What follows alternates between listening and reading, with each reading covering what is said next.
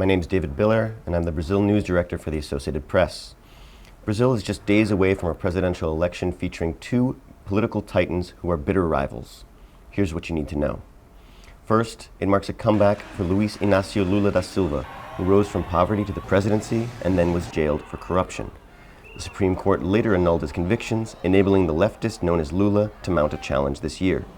He has sought to kindle nostalgia for his years presiding over an economic boom and a welfare program that lifted tens of millions into the middle class. For the better part of the last decade, though, the poor have been badly battered. He's promising they'll once again be able to afford 3 square meals and even weekend barbecues.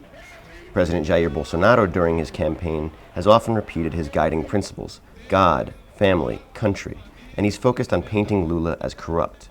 He claims that Lula's return would trigger persecution of churches, the proliferation of so-called gender ideology, and more.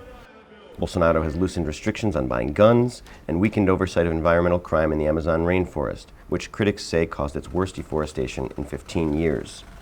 Finally, polls indicate the runoff will be close. Bolsonaro's allies have long argued that polls understate his popularity and point to his massive rallies as evidence that he'll win.